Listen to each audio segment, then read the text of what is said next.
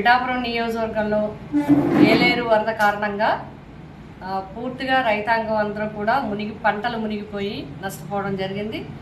మరి కౌలు రైతులు కూడా పెట్టుబడి పూర్తిగా పెట్టున్నారు. దగ్గర 30 నుంచి 35 వేలు పెట్టుబడి పెట్టి పంట బాగా వస్తుంది అనుకున్న టైంలో ఈ వరద ముంపు కారణంగా, అంటే ముందు నుంచి కొంచెం మేనేజ్ చేసి ఉన్నట్లయితే 19-20 టీఎంసీల దగ్గర నుంచి మేనేజ్ చేసినట్లయితే ఇంత నష్టం జరగపోయి ఉండేదనేది అందరి యొక్క అంచనా. లెక్కలు చూసిన తర్వాత మరి అందరూ రైతాంగం అట్లా చెప్తున్నారు, అందరూ కూడా చెప్పుకోవడం జరుగుతుంది.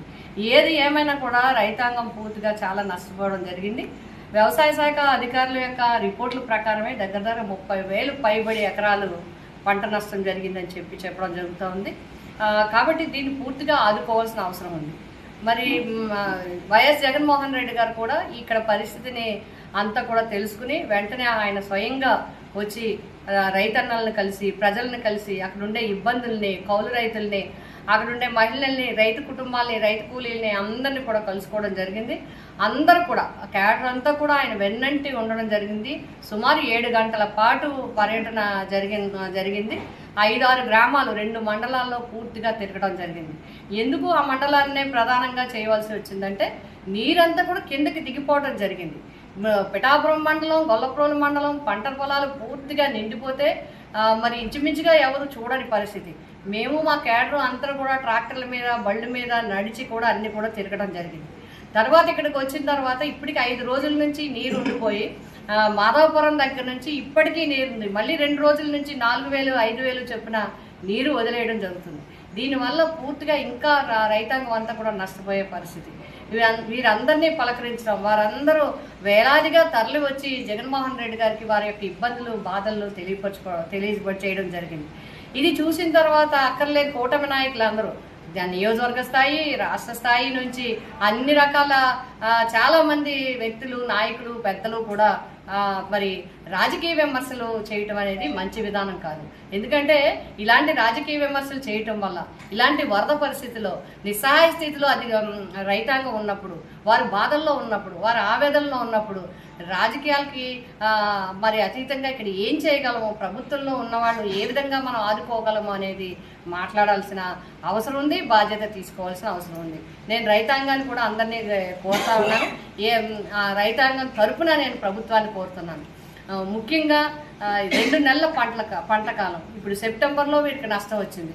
ఈ పంట పోయిన అన్ని ఎకరాల రైతులు, రైతు కూలీలు, కౌలు రైతులకి పూర్తిగా పంట నష్టం అయిపోతుంది. ఎందుకంటే మళ్ళీ డిసెంబర్లో 2వ పంట వేసే వరకు వాళ్ళకి పని ఉండే పరిస్థితి ఉండదు. పైగా పొలాల్లో ఎన్నో మరి వేలకు వేలు మళ్ళీ ఖర్చు పెట్టి వారు పనులు చేసుకోవాల్సిన పరిస్థితి ఉంటుంది. కాబట్టి వీళ్ళు ఉపాధి హామీ పథకం ద్వారా మరి ఇన్సూరెన్స్ కూడా చేయనట్లుగా మాకు సమాచారం అందుతుంది. అదేవిధంగా ఈ క్రాప్ కూడా నమోదు చేయనట్టుగా సమాచారం అందుతుంది. కాబట్టి రైతాంగాన్ని ఏ విధంగా ఆదుకుంటారు? మరి 10,000 ప్రకటించినట్టుగా ప్రభుత్వం చెప్తున్నారు. మరి నిజంగా 6,500 ఉండేది ఇప్పుడు ఇంకొక 3,500 వేసి రైతుకి 10,000 ఇన్పుట్ సబ్సిడీ కింద ఇవ్వడానికి నిర్ణయించినట్టుగా తెలుస్తుంది. అవి ఎన్యూమరేషన్ చేసేటప్పుడు కూడా రాజకీయాలకు అతీతంగా, నిష్పక్షపాతంగా ఎన్యూమరేషన్ చేసి రైతులందరికీ కూడా అందివ్వాల్సిన అవసరం ఉంది. అంతేకాకుండా మరి ఈ 2.5 నెలలు కూడా జాతీయ ఉపాధి హామీ పథకం ద్వారా తప్పనిసరిగా ప్రతి కుటుంబానికి కూడా వారి ఉపాధి హామీ ద్వారా వాళ్ళకి ఉపాధి కల్పించాల్సిన అవసరం ఉంది. అలాగే అదేవిధంగా ప్రభుత్వం కూడా రేషన్ పంపిణీ చేయాల్సిన అవసరం ఉంది. ఈ పిఠాపురం నియోజకవర్గాన్ని ప్రత్యేకంగా, ఎందుకంటే విజయవాడ తర్వాత ఎక్కువగా నష్టపోయింది కూడా పిఠాపురం నియోజకవర్గమే. కాబట్టి పవన్ కళ్యాణ్ గారిని, డిప్యూటీ సీఎం గారిని, స్థానిక శాసనసభ్యుల వారిని నేను కోరడం జరుగుతుంది.